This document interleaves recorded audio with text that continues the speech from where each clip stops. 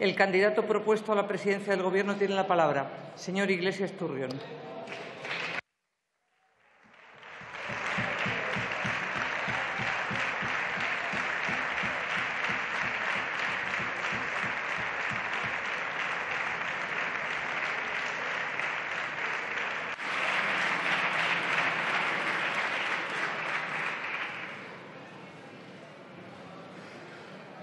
Silencio, por favor.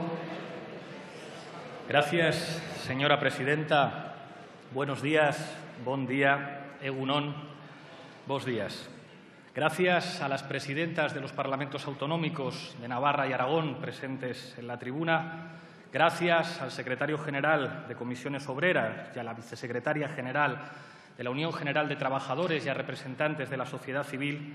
Y gracias muy especialmente a los alcaldes, alcaldesas y representantes de los gobiernos municipales de Madrid, de Barcelona, de Coruña, de Zaragoza, de Cádiz, de Oviedo, Compostela, Badalona, Ferrol y Rivas, presentes en la tribuna de invitados.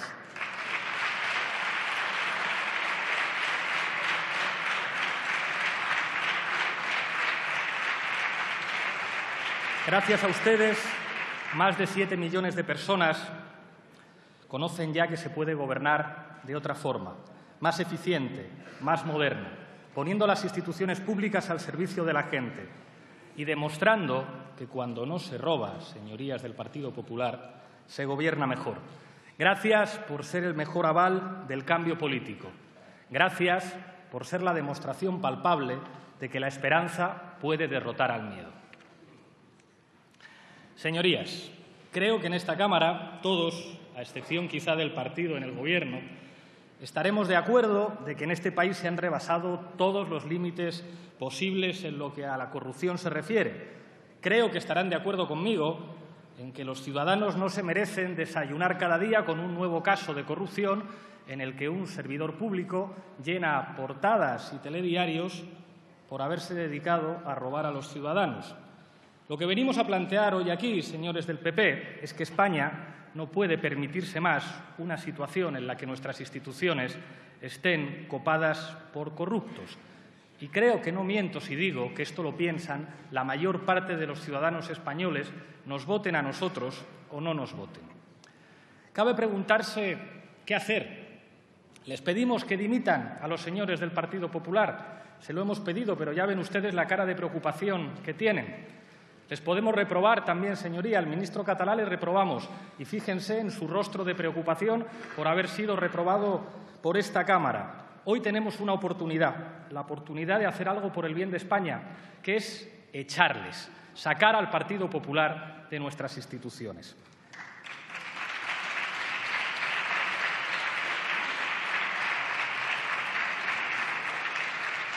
El Partido Popular no tiene hoy 176 diputados que le apoyen. Tienen a sus diputados, tienen a los de Ciudadanos, tendrán a Unión del Pueblo Navarro, a Foro y a Coalición Canarias. Y con eso no suman. Si hubiera voluntad política, mañana mismo estos señores podrían estar fuera del Gobierno. Y es que lo que estamos viendo en estos últimos años no es normal. Aunque el señor Rajoy se empeñe en agarrarse al crecimiento económico, después hablaremos del crecimiento económico, lo que estamos viendo, señor Rajoy, objetivamente no es normal. No es normal que gobierne un partido que ha concurrido a las elecciones habiéndose financiado ilegalmente. Y esto no es una acusación nuestra, es que esto lo han probado los jueces, señor Rajoy. No es normal un partido en el Gobierno que tiene a todos sus tesoreros menos uno investigados por corrupción. No es normal. No es normal ver al presidente del Gobierno mandando ánimos por SMS a corruptos. No es normal, señor Rajoy, ver a expresidentes autonómicos en la cárcel. Ustedes puede que no estén ideológicamente de acuerdo con nosotros en muchas cosas, pero no me pueden decir que esto es normal. No es normal que el partido en el Gobierno tenga más investigados por corrupción que personas caben en este hemiciclo. Es que no es normal, es que todos sus investigados por corrupción no cabrían en el Congreso y en el Senado. Y se pongan ustedes como se pongan, eso, señorías, no es normal.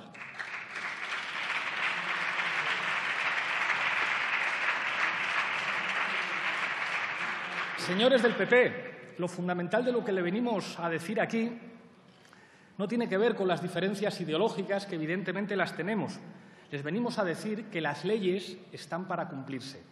Y si ustedes no están de acuerdo con eso, les propongo una cosa. En su próximo programa electoral, ustedes proponen que haya empresarios que puedan financiarle las campañas y ponen en su programa también que después premiarán a esos empresarios con adjudicaciones. Y así al menos reconocen ustedes delante de los españoles lo que son ustedes. Porque eso es lo que son. Ustedes reciben donaciones ilegales y después compensan a esos grandes empresarios con concesiones. No lo decimos nosotros, lo dicen los jueces de este país.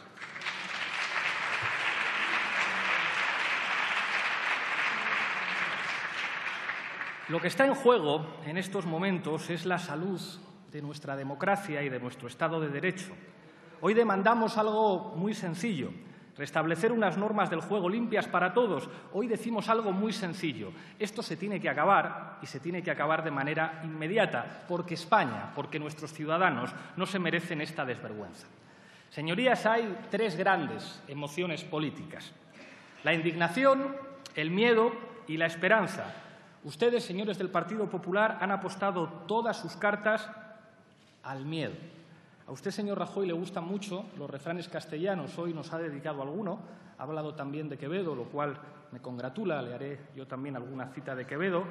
Y hay un refrán que yo diría que es su favorito: más vale lo malo conocido que lo bueno por conocer. Que traducido a esta situación sería: más vale la corrupción conocida que el cambio por conocer. Quizá durante algún tiempo ustedes pudieron convencer a alguna gente de esto. El problema es que ese mantra conservador es una patraña, sobre todo desde que la gente en este país nos ha visto gobernar en los ayuntamientos. En 2 años de gestión municipal, España, aunque a ustedes les moleste, ha conocido el cambio y la esperanza en los principales ayuntamientos, y ustedes ya no pueden apelar al miedo. En estos 2 años hemos demostrado que la esperanza les puede derrotar, y seguro que nosotros hacemos algunas cosas mal, señores del Partido Popular, pero nosotros no robamos. Nosotros no robamos, señorías.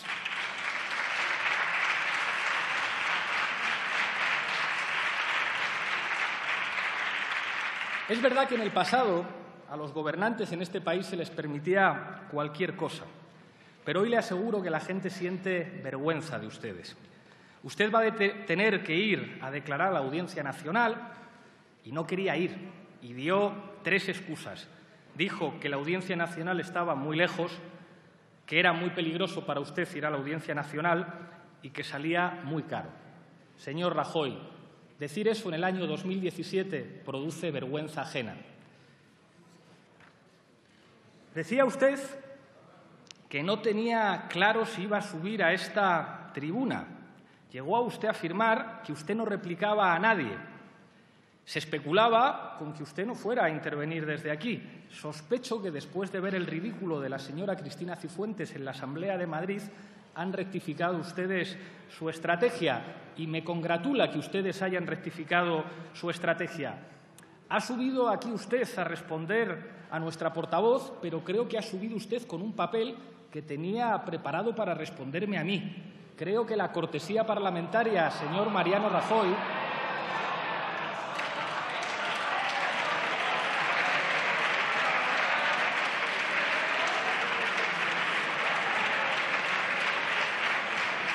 habría requerido que usted estuviera preparado para responder también a nuestra portavoz. Un segundo, señor Iglesias. Señorías, guarden silencio. Citaba usted, señor Rajoy, a Quevedo, y me congratula. Yo también le voy a citar a Quevedo, y no lo traía escrito, lo he tenido que improvisar. 2 citas de Quevedo. La soberbia nunca baja de donde sube, pero siempre cae de donde subió. A ustedes la soberbia, señorías del Partido Popular, les va a hacer caer. Escúchenme, porque les va a hacer caer.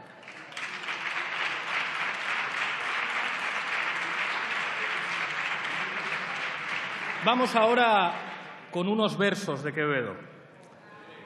No he de callar, por más que con el dedo, ya tocando la boca o ya la frente, silencio avises o amenaces miedo.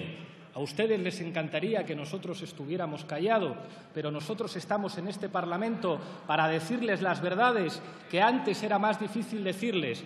Y creo que sus nervios revelan que a ustedes efectivamente sí les preocupa esta moción de censura. Porque si esta moción de censura fuera una farsa, como ustedes han dicho, el presidente del Gobierno no habría estado ya 3 veces en esta tribuna, señorías.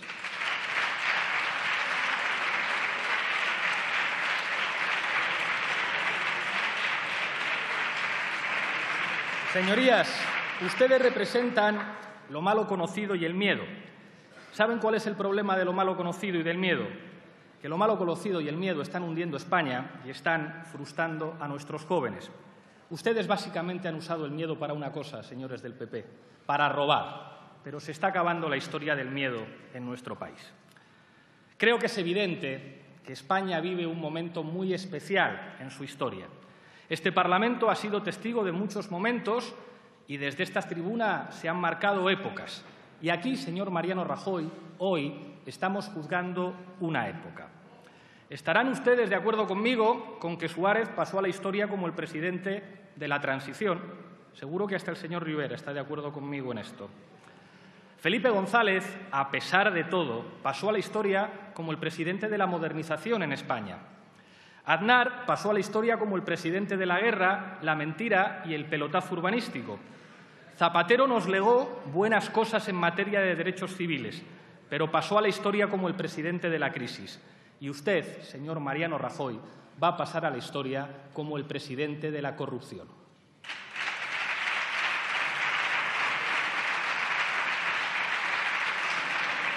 Hoy juzgamos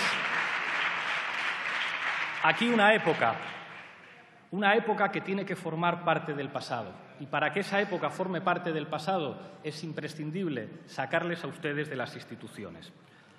Quiero dirigirme desde esta tribuna a la ciudadanía que sigue este debate.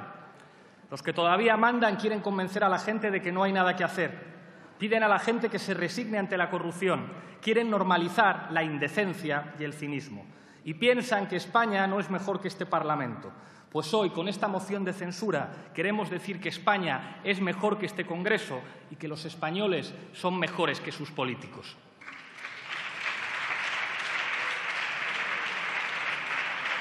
¿Qué es España, señorías? España es una marca.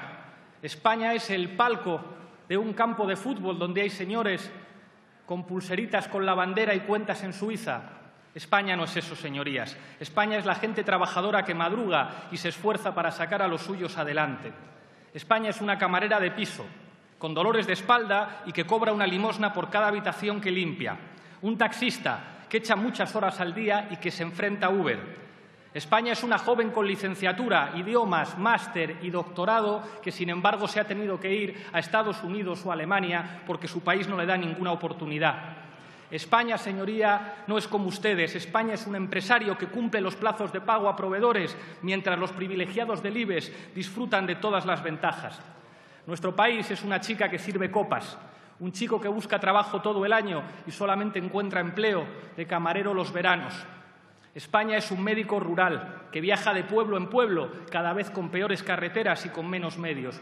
España no es como ustedes, señorías.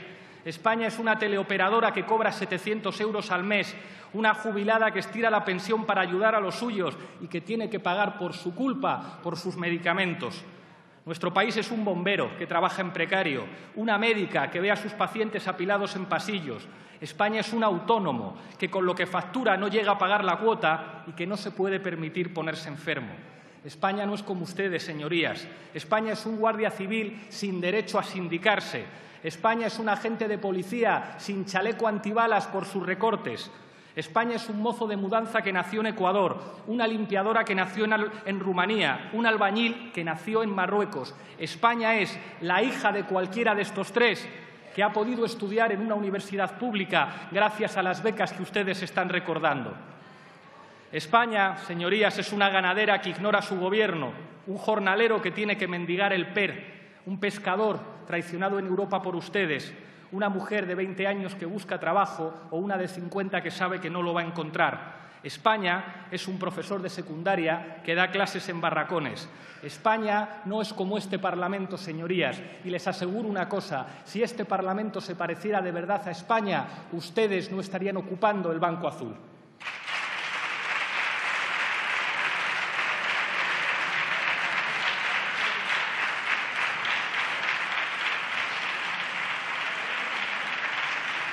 Pero España también es la gente orgullosa que llenó las plazas hace poco más de 6 años. España son las generaciones más preparadas, listas para asumir el protagonismo. España es una sociedad tolerante que supo aplastar el oscurantismo, esto sí va de oscuridad, señor Rajoy, de los que decían quién se puede casar y quién no se puede casar. España son las espartanas orgullosas que defienden los puestos de trabajo en Coca-Cola. España son pequeños y medianos empresarios que sacan su negocio adelante sin sobornar a políticos. España son los trabajadores que hacen funcionar los servicios públicos, los fiscales que defienden el derecho y resisten las presiones. España son jueces y juezas valientes que ponen el derecho por delante de cualquier presión política. Nuestro país es la unidad central operativa de la Guardia Civil, investigando corruptos, aunque a ustedes les duela. España son los técnicos y los inspectores de Hacienda, investigando a los defraudadores. Son los vecinos organizados para frenar desahucios. Es la marea blanca defendiendo la sanidad y la marea verde defendiendo la educación. Son los ciudadanos que se organizan en un sindicato de inquilinos. Y España, señorías, habla castellano, sí, pero habla también catalán, euskera, gallego, asturiano y se emociona con banderas y símbolos diferentes que expresan nuestra pluralidad nacional, aunque ustedes no lo entiendan.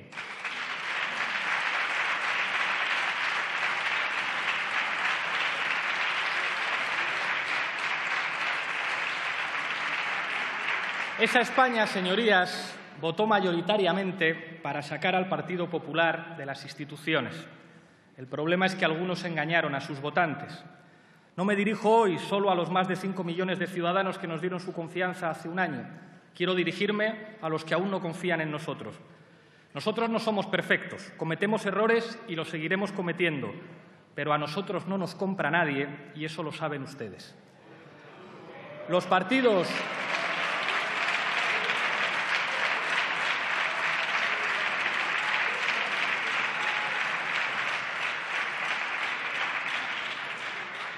partidos que hoy sostienen al PP se presentaron a las elecciones prometiendo que jamás investirían a Mariano Rajoy y me consta que no les entusiasmó tener que faltar a su palabra.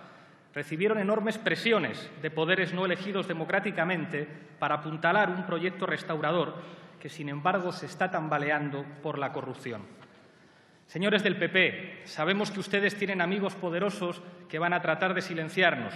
Sabemos que pueden ustedes comprar a muchos, lo han demostrado con los presupuestos, pero a nosotros ni nos pueden silenciar ni nos pueden comprar. Ustedes pueden pactar en esta Cámara para perpetuarse en el Gobierno. Lo demostraron en la investidura y lo han demostrado con los presupuestos. Ustedes pueden hacer que otros partidos se desdigan de lo que dijeron en campaña electoral y que eso les haga quedar como mentirosos hasta España. Señores de Ciudadanos, ustedes dijeron que jamás investirían al PP. Señores del Partido Socialista, ustedes dijeron no es no y faltar a su palabra hizo que sus propios militantes les hayan dado una lección. Creo que esa es la diferencia con nosotros. A nosotros, señores del PP, ustedes ni nos callan, ni nos compran, ni nos obligan a desdecirnos.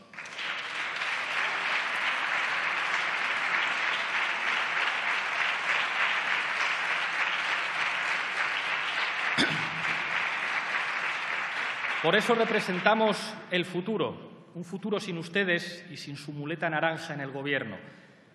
Y hoy vamos a tratar de señalar un camino en el que esperamos que pronto nos acompañen otros. Quiero dirigirme a la bancada socialista.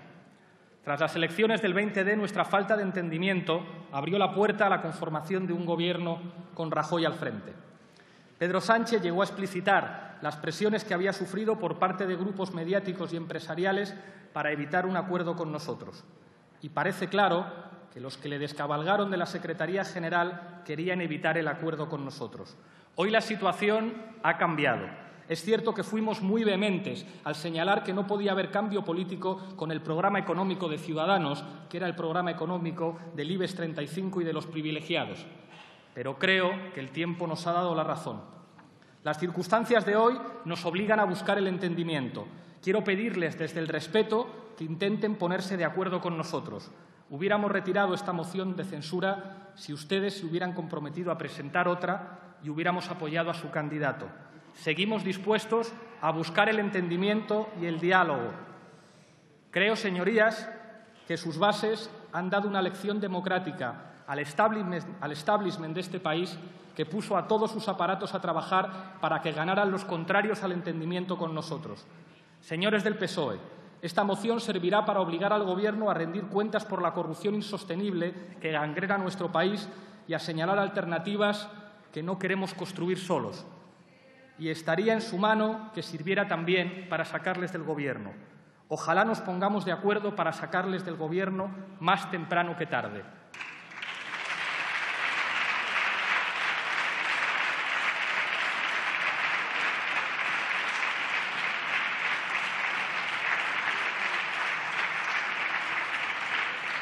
Pero seamos francos entre nosotros. No nos digan que es posible con la muleta naranja. No nos digan que es posible con los que sostienen al Partido Popular de la corrupción en Murcia, en Madrid o en España.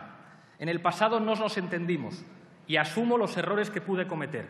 Les pido que asuman ustedes también los suyos y que trabajen con nosotros. Nosotros nos podemos equivocar, pero nosotros no robamos ni damos aire a los corruptos.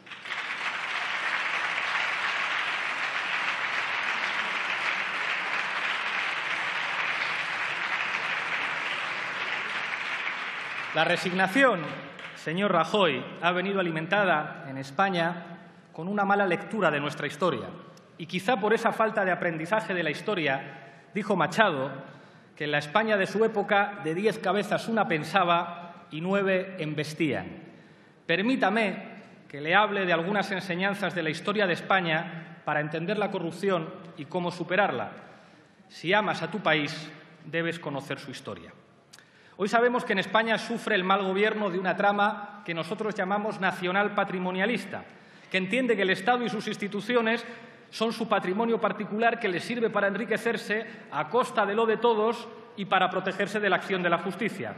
Por desgracia, esta dinámica no es nueva y hunde sus entrañas en las peores experiencias de la historia de España. Demasiadas veces nuestros pueblos tuvieron que padecer a una casta política que se aprovechaba de su poder para beneficiar a sus aliados y para esquilmar el presupuesto. Señorías, la historia de las élites españolas no es una historia de emprendimiento, innovación y espíritu patriótico. Por desgracia, la historia del bloque de poder en España es la historia de cómo vivir del Estado y de la ciudadanía. Ustedes, señores del PP, representan mejor que nadie la tristeza y el desencanto que alimentan el conformismo social, porque ustedes representan mejor que nadie esa historia que arrastramos como un lastre, que España soporte el peso de una élite política extractiva asociada a oligarcas que se enriquecen gracias a su cercanía con el Estado.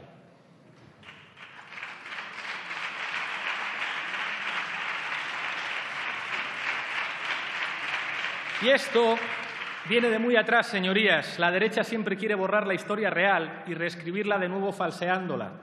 Para ustedes, Lorca habría muerto de gripe en 1936 o Machado se habría ido tranquilamente con su familia de España para residir en Francia, ¿verdad? Ustedes quieren borrar la historia. Pues bien, nosotros tenemos la obligación de traer la historia a este Parlamento. Señor Hernando, un día le escuché en esta tribuna decir que usted se reivindicaba de una tradición liberal conservadora. Si por tal cosa entendemos el turnismo de Cánovas y Sagasta, debo admitir, señor Hernando, que tiene usted toda la razón. Vienen ustedes de ahí, de un tiempo, como decía Cánovas, donde a los ricos los hacía Dios y a los pobres la naturaleza. Pero permítame, señor Hernando, que le recuerde que ustedes vienen de más sitios. Permítanme que les recuerde otra vez que su partido fue fundado por 7 jerarcas de la dictadura. De ahí vienen también ustedes.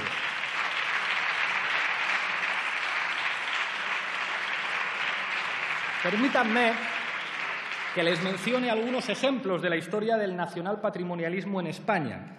Quiero hablarles de la fundación del Banco de España allá por 1856, que nació como banco público a raíz de la quiebra del Banco de Isabel II, fundado por el marqués de Salamanca y el conde de Retamoso, a la sazón cuñado de la reina regente. El Banco de Isabel II, ascendiente del actual jefe del Estado, cayó porque especularon en bolsa hasta quebrar el banco y finalmente fue necesario que interviniera en su rescate, ¿saben quién? El Ministerio de Hacienda, todo un clásico en España. En aquel ministerio estuvo al frente precisamente el fundador del Banco de Isabel II, el marqués de Salamanca, que da nombre al que hoy es el Palacio del BBVA. La figura de este marqués nos ilustra cómo han entendido algunos la política en España, básicamente como un modo de amasar riqueza. Empezó de diputado, le adjudicaron el monopolio de la sal y terminó construyendo un imperio inmobiliario y de ferrocarriles. Casualmente, una de las figuras de referencia de ustedes, señores del Partido Popular, fue el heredero de los negocios del marqués de Salamanca. Les hablo, sí, señor Hernando, de don Antonio Cánovas del Castillo, aquel que dio nombre a la fundación creada por Manuel Fraga en 1899 y que hoy se llama FAES, la Fundación de Pensamiento del Partido Popular, o no se sabe muy bien de qué ahora, porque ahora llevan de invitado al señor Rivera a que dé conferencias a la Fundación FAES.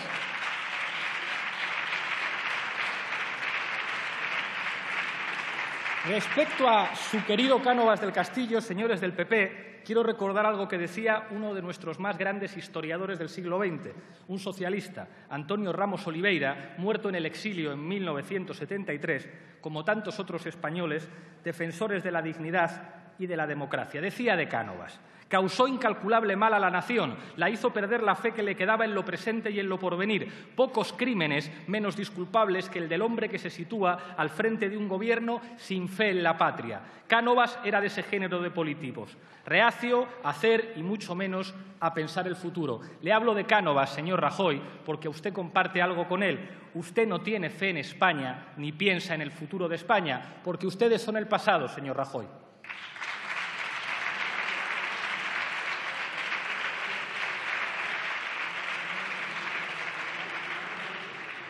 A Cánovas muchos le conocen como presidente del Consejo de Ministros, presidente del Partido Conservador y por ser el promotor del famoso turnismo con Práxedes Mateo Sagasta.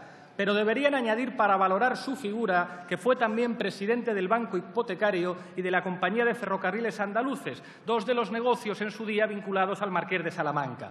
Su compañero Francisco Silvela, otro de los miembros del Partido Conservador, fundó la Compañía de Ferrocarriles Andaluces junto a su suegro, el duque de Lorin. Era una empresa privada que recibía concesiones del Estado y que tenía en su consejo de administración a los mismos que ordenaban el pago. Ustedes se están preguntando en este momento por qué les cuento yo todo esto, ¿verdad?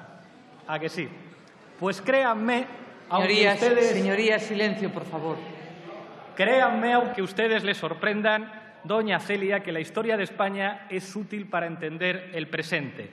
¿De qué les puede sonar a los ciudadanos españoles de qué eso de dar concesiones y acabar en consejos de administración? Recuerden conmigo, Josep Piqué, Ángela Acebes, Rodrigo Rato, todos ellos ministros acabaron en empresas que fueron beneficiadas por rescates o por adjudicaciones. Hay que conocer la historia de España, señorías.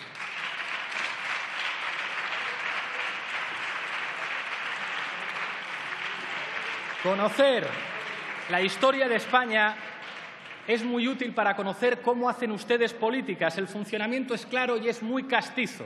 El juego de trileros, uno a un lado moviendo los cubiletes y el otro despista, uno en un ministerio y su amigo en la empresa. Así es como Zaplana decía que funcionaba la política y así es como tuvo claro también que él venía a la política. ¿Para qué? Díganmelo ustedes. Para forrarme, para hacerse rico.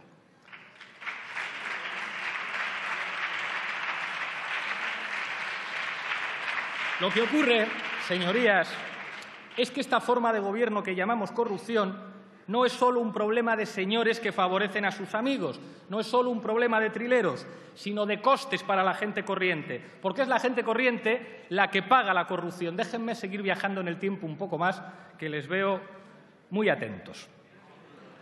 La empresa de Cánovas y Silvela, después de décadas de pérdidas y rescates sucesivos, en los años 20 se negó, alegando falta de recursos, a cumplir con la subida de salarios y a la mejora de las condiciones laborales pactadas, la jornada de 8 horas, a pesar de que la legislación les obligaba, aquellos honorables empresarios se negaron a aplicarla. Finalmente, el Ministerio de Hacienda de don José Calvo Sotelo adelantó los 201 millones de pesetas, de los que devolvieron solo un 4%. Que se declararan en bancarrota no impidió la subida de salarios del Consejo y el reparto de dividendos en el mismo periodo. Se preguntará doña Celia por qué les cuento yo todo esto. Créanme que conocer la historia de España tiene bastante sentido para entender el presente. ¿De qué les puede sonar a los ciudadanos españoles hoy eso de grandes empresarios recibiendo dinero público? Recuerden conmigo, señorías, Villar Mir y Arturo Fernández, beneficiados con innumerables concesiones a lo largo de los últimos 15 años y que aparecen en sus papeles de la contabilidad B del Partido Popular.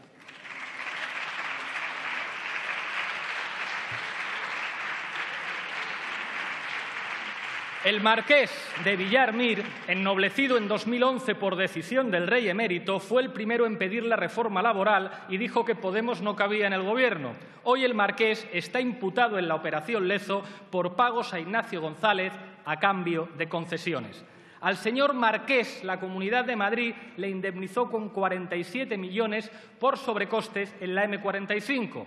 Esto es lo que pasa cuando se pretende construir un país con marqueses como Villar Mir y condesas como Esperanza Aguirre.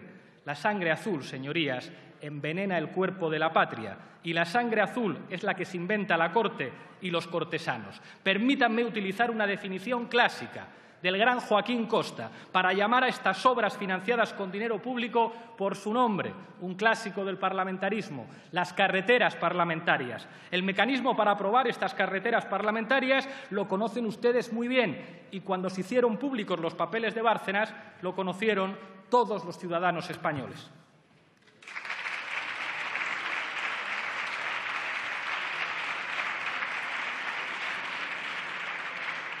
Fue el diputado José Calvo Sotelo el que subvencionó la subida de salarios y permitió durante la dictadura de Primo de Rivera que nuestra compañía de teléfonos acabara en manos de una empresa extranjera, ITT Internacional. Las condiciones del contrato con ITT eran ciertamente beneficiosas para esta última, ya que le permitían hacerse con el monopolio de los teléfonos. Además, se declaraba que la actividad de la compañía y sus filiales quedaban exentas de impuestos. Los impuestos los pagaban los consumidores, los ciudadanos, en la propia factura. Y ustedes se preguntarán, ¿por qué les cuento yo todo esto de la Telefónica? Créanme que conocer la historia de España sirve para entender la corrupción del presente. En este caso, además, no sé si son cosas del destino, pero su secretario de Estado de Telecomunicaciones es un descendiente de don José Calvo Sotelo.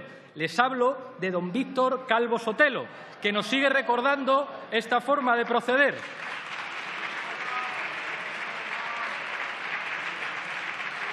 Este señor, don Víctor, dio por bueno que nuestra compañía de telefonía dejara de ser española, repartió canales de TDT entre los grandes grupos de telecomunicaciones y permitió las grandes fusiones para que hoy la televisión privada la dominen hoy solamente dos grandes grupos. Este caso nos recuerda que Telefónica, una compañía que daba empleo a millares de trabajadores en España y que era un ejemplo de trabajo digno, hoy aplica un marco laboral esclavista y subcontrata absolutamente todo. Nos recuerda que ustedes son los responsables de los miles de trabajadores despedidos y prejubilados. Acuérdense de que Juan Villalonga, el compañero de pupitre de Aznar, fue el encargado de dirigirla tras ser privatizada. Para ustedes da igual el esfuerzo que se haga, cuánto se trabaje o cuánto se estudie. Al final lo relevante para ustedes es al colegio de ricos al que vayas. No les sorprenda a ustedes que muchos de nosotros vengamos de la universidad pública y a mucha honra de venir de allí.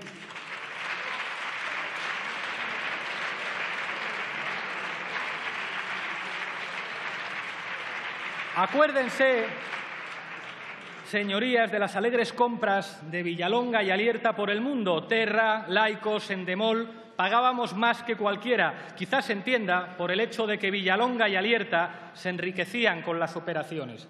Es más, Telefónica significa para ustedes, para gente como Zaplana, Rato o incluso para su esposa, la señora Alicia González, que les pague un sueldazo de escándalo al tiempo que la mayoría de los españoles sufren para llegar a fin de mes. Y también al señor Urdangarín, Telefónica le pagaba solo por figurar para que al señor Urdangarín no le faltara de nada. ¡Qué vergüenza, señorías!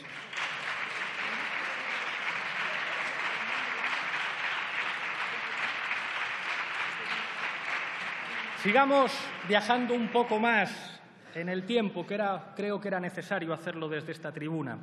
Ustedes y sus propagandistas suelen denunciar la radicalidad de la Segunda República Española, pero permítanme que les diga que fue la República la que intentó ordenar ciertos desmanes, racionalizando el servicio de telefonía y ferrocarriles. Indalecio Prieto, uno de los socialistas más brillantes que junto con Juan Negrín ha conocido este país, hizo algo tan malvado como que el Estado pudiera cancelar la concesión a empresas que desatendieran la explotación de una línea de ferrocarriles sin pagar ninguna indemnización por ello. Ustedes se preguntarán, ¿por qué les hablo de Indalecio Prieto aquí? Pues porque hoy tenemos que indemnizar a Florentino Pérez con el proyecto Castor, aunque no preste ningún servicio. Vean ustedes el Salvados que hizo Jordi Évole, donde lo explica bastante claro. Lo tienen que pagar los ciudadanos españoles.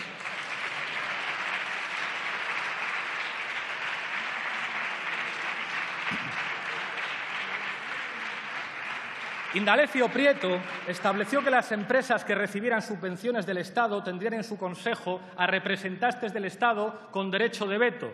Y esos consejos no podían tener participación en empresas productoras de material ferroviario. Se preguntarán ustedes por qué les cuento todo esto. Pues porque hoy Bankia, una empresa nacionalizada, tiene en su consejo a casi todos los antiguos banqueros del BBVA. Y no solo eso, sino también a consejeros de empresas privadas altamente endeudadas como Telefónica o como Ferrovial. Ustedes están parasitando lo que debería ser de todos los ciudadanos.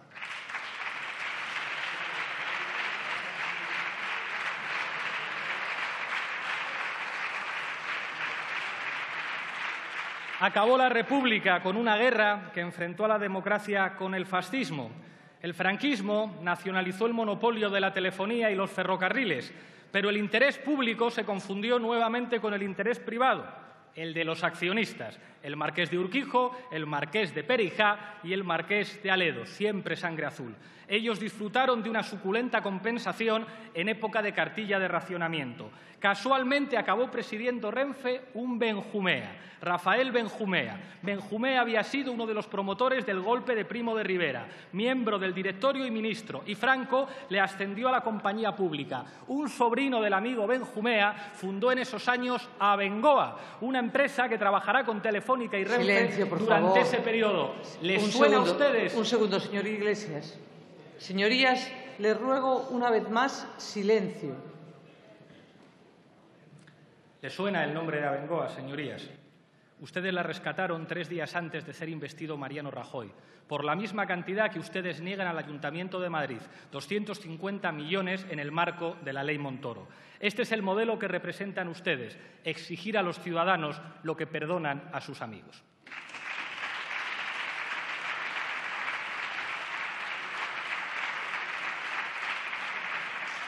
La vuelta de la democracia pudo ser el momento propenso para reducir los desmanes de ese bloque de poder, pero el PSOE no se atrevió del todo y en ocasiones se alió con ese bloque de poder.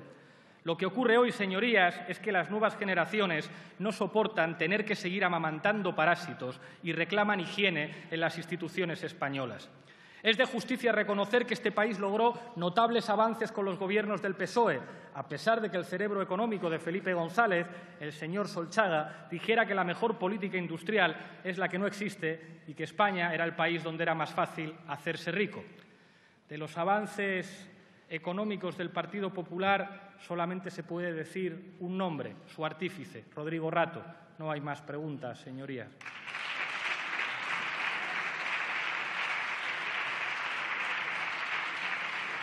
El problema que padecemos hoy lo conocen ustedes y es que el pacto social que firmamos con la transición se esfumó con la crisis de 2008. Si en los 80 el Partido Socialista convenció a España de que era necesario reducir los salarios un poco a cambio de tener unos buenos servicios públicos, hoy ese modelo ya no funciona.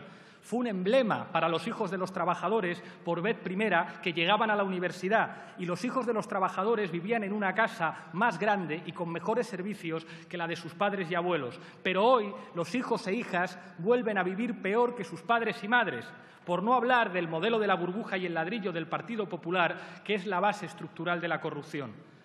La crisis económica generó una crisis de régimen y reveló los prescindibles que eran para ustedes los principios democráticos.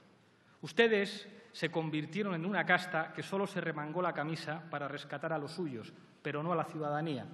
Ustedes han destrozado las cajas de ahorros y es un crimen que tal vez lleve a algunos a la cárcel, pero que hayan rescatado los desmanes de sus amigos es un crimen con alevosía. Ustedes salvaron Caja de Madrid para rescatar a Diego Ortiz, para rescatar a las Koplovich, a los Benjumea, a todas las obras que habían financiado sus amigos. Esa es su lógica del rescate. Un rescate para sus amigos que hipotecó a España con la Unión Europea y que aniquiló un sector financiero necesario, que daba créditos a las pequeñas y medianas empresas, a los ayuntamientos, que creaba bibliotecas, daba becas, financiaba la investigación médica o las residencias de ancianos. Todo eso lo han aniquilado y, para colmo, han hecho recaer los costes de esa demolición sobre las espaldas de los contribuyentes. Durante la crisis nos decían que eran los ciudadanos el problema, sus créditos no pagados, su derroche, cuando en realidad el problema eran los privilegiados del IBEX a los que ustedes siempre han favorecido.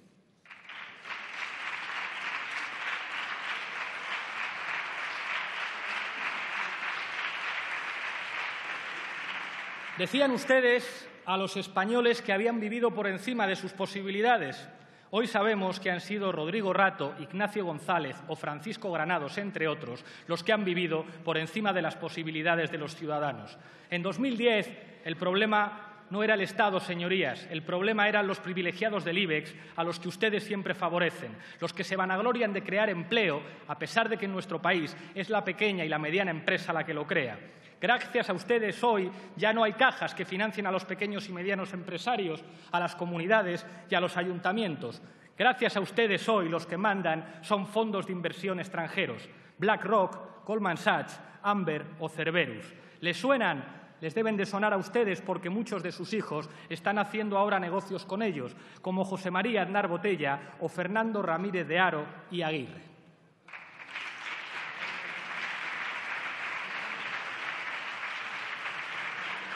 ¿Y saben con qué hacen negocios sus hijos?